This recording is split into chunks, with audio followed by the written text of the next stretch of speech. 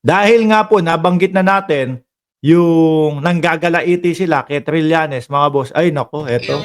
May pananakot po si Panelo at si dating Pangulong Duterte kay Trillanes. Aba, mga sir, mga boss. Oh, Panelo, dating Pangulong Duterte.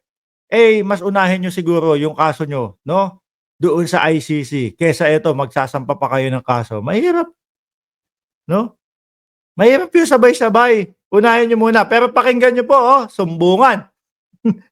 Nagsumbungan yung dalawang damatans. Pero Oh. sabi nila, hindi ko sila turuan.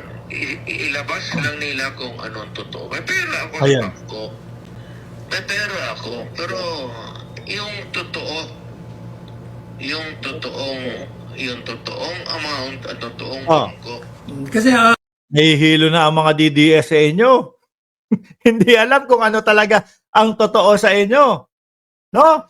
Una, walang pera, ni pamasahe. Pangalawa, doon sa mismong hearing, merong million, billion. Oh. Hilong-hilo na. Ano ba talaga ano ba papaniwalaan namin sa dating Pangulong Duterte? Ay, hindi! Sabi pala ni Panelo, joke lang yun. Oh, tapos ang problema ng mga DDS. Di ba? Oh, tapos ang problema ng mga DDS, pag sinabi ni Panelo, joke lang yun. Wala na. No, hindi na po mag-iisip yung mga yan. actually, ang pinalalabas ni Trillanes, marami kang pera dahil marami kang ninakaw. Yun ang talagang propaganda laban sa iyo. Ayan. Kaya, Ayan, mga bossing. Ang narinig ko po doon sa mismong hearing, mga kababayan, meron pong mga pera na dumaan po doon sa mga bank accounts na yon, mga bossing. Diyan nga po nabanggit yung si Hanilet, nabanggit din po si Baste, nabanggit si Pulong, si Inday Sara Duterte at si dating Pangulong Duterte na tumatanggap ng bilyon-bilyon galing sa isang tulak, big time tulak, mga kababayan. No? Yan yung sinabi. Oh. at saka yun, Tapos, ewan ko ba dito kay Panelo kung bakit ganun umintindi? Sabi, madami ka daw ninakaw. No? Ang layo nung narinig natin doon sa paliwanag lagi ni Panelo, mga kababayan. May nagtataka na ako dito kay Panelo, mga kababayan, kung talaga bang lawyer to. Kasi ang lakas manghamak nito kapag ka hindi lawyer. Kapag ka lawyer to lawyer ang nag-uusap, magkakaintindihan yan. Ano kami? Hindi nakakaintindi? Oh, kayo-kayo lang yung may sariling pag-intindi doon sa inyong mga sinasabi. Di ba? Sinabi ng dating Pangulong Duterte, ganito, binubuyo namin sila para manlaban. Iba naman ang paliwanag ni Panelo doon. Di ba? Oh, uy, ayan nagagalit po yung magjowa. Naku, nagagalit po yung magjowa. At, mukhang kayo magjowa. Kasama kayo doon sa piso-piso comment, Kasi meron tayong diskusyon. Pwede nyo namang sabihin, hindi totoo yan, Mark. Ito ang totoo, ganito, ganyan. Pero ang maitatype nyo lang, ang kaya nyo lang i-type at ang kaya lang na maarok ng inyong isipan, yung ganyan, bayaran ka. Piso na yan. Aba, kulang sa inyo yan. Dagdagan nyo naman sa times 10 nyo. Mag-flood kayo dyan, times 10 nyo. No? Para 10 piso agad. Dalawa kayo, magjowa, Tuloy, iyakan lang kayo dyan, Nandito kami. Susuportahan namin kayo sa pag-iyak ninyo. Susuportahan namin kayo pag inaakay na si dating Pangulong Duterte papunta do sa ICC. Stay tuned. money. Yun, isa pa yun. Dapat patunayan niya yan kasi mahabang yan. Kailangan niya i-link niya ako doon sa Up! Eto na! 2 piso! Ayan. Nakakarami ka na, 2 piso na. Yung isa, eto. Nakaka-2 piso na. Bilisan mong 3 piso! Try nyo po. Sama ka pa. Hindi na namin kailangan sumama dyan. Ano? Bakit kailangan pa sama? Try. Tatry daw, mga kababayan? Magmi-mimol mower kami! Wala nga kayong nagawa doon sa Congress, Iyakan lang kayo ng iyakan, Di ba? Nagpatawag ang dating Pangulong Duterte. Pumunta sa mimol mower ninyo. Hindi kayo pumunta. Pero mas love nyo ako ha. Mas dito kayo pumupunta sa live ko. Welcome naman kayo, di ba? At least, ayan naka-3 piso ka na. Bilisan mo para hindi ka sigaw ng 20 pesos na bigas.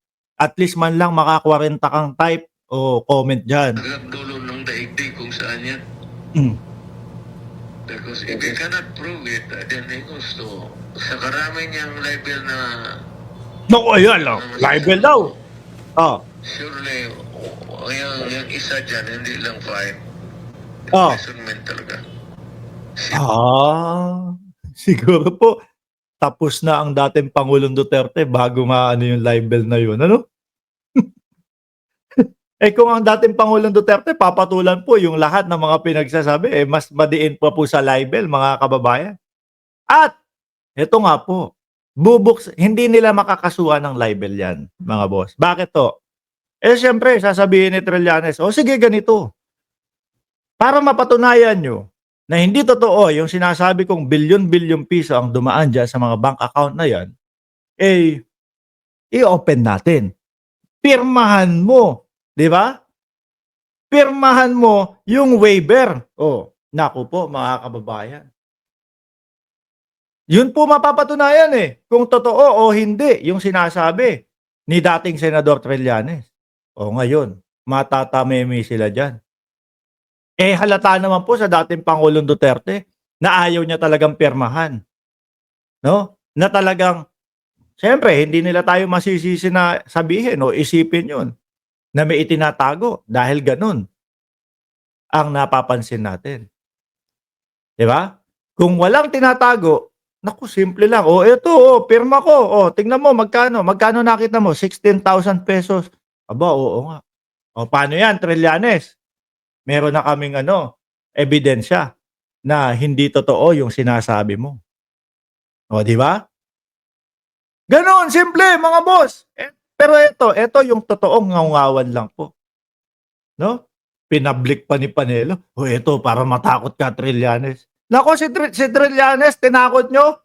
Ilang taon nang tinik sa lalamunan nyo yan Di ba? May ebidensya na, deny pa. Ang tagal na pong tinik sa lalamunan nyo yan Nakaupo pa kayo, wala kayong nagawa kay Trillanes.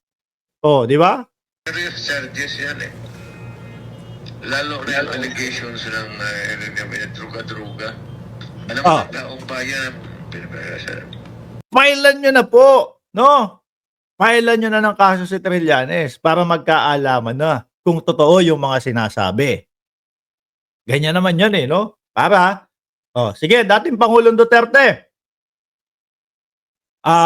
Kailangan po namin makita yung ebidensya nyo na hindi totoo yung sinasabi ni Trillanes.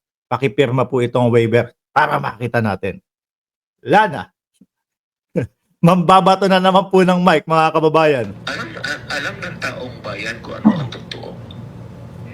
So, siya yung nagsisinungaling. Siya ang may problema, hindi kami.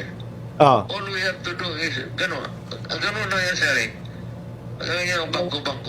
Buksan namin yung bangko. Sabi ko, i-waiver. Ibibigay ko yung waiver ko doon sa... Naku, yan na naman, ibibigay yung waiver tapos napadampot ng mikrofon na ibabato doon sa kay Trillanes. Ano? Bakit gano'n? Naku, ayan, ganyan. Eto, waiver. Napadampot ng mikrofon ibabato kay Trillanes Halata po naman, mga kababayan, na may itinatago ho sila. Sige, buksan ninyo. Tignan ninyo. Huwag lang ninyo isabi sa iba. Titignan ninyo. Pirmahan nyo lang nga daw po dating Pangulong Duterte. Buksan ninyo. Wala naman yung pirma ninyo. Hindi naman papayagan. Paano yun? Di ba? Madali lang naman yan. Yan, ganon. Sige. Tagay mo nga muna, Panelo. Hindi pa tayo lasing. Parang medyo ang boses ng dating Pangulong Duterte medyo lasing na. Tagay mo muna, Panelo. Buksan natin. Ayun. I-prove mo niya yung ngayon. Drug money niya. So, lifetime savings na niya. Biruin nyo, mga kababayan. Sakit sa ulo nitong ganito. Matatanda na kayo, nagmamaritesa na lang kayong dalawa habang naka-live sa TikTok. So, desidido ko na mag-file ng kaso. Oh! Dito lahat. So, Ayan. Lahat ng anak ko, dito mo, individually kami. sige, pawa ka natin kay Paulo, sa inaanak mo. Ay, oh. Kaming dalawa ang mag-aabogado sa'yo. Ay, ano naman? Wala ka nga sinabi. Hinayupak ka, wala ka sinabi doon sa kongreso. Sabi mo, ikaw mag-aabogado. Nandun ka lang sa likod. Sinabi po ni Congressman Benny Abante. Oh, nandito yung lawyer na nagpaparinig sa akin na mali-mali daw yung English ko. Ngayon mo sabihin sa akin yan. Wala ho. Si Panelo, nakaupo lang doon sa likod. Meron. Ano? Kumbaga sa Madyungan, mga kababayan, nakatayo lang doon. Oh, ganun lang. Hindi nagsasabi, oh, ito yung pitya na gamitin mo. Oh, yan yung itapon mo. Walang ganun. Si Panelo, meron lang ho. Mga boss. Sige, okay. Ikaw naman talaga. Oh. Sige. Okay. O sige, magpahinga ka na. Sige, Oh. salamat. O, salamat din. O, magbabay ka na sa mga nanonood sa'yo, nakikinig sa'yo. Oh, magbababay na daw po ang Pangulong Duterte sa mga nagmamahal daw po sa kanya dito. Oy, mga DDS, magsalita kayo. Magbabay na kayo sa dating Pangulong Duterte.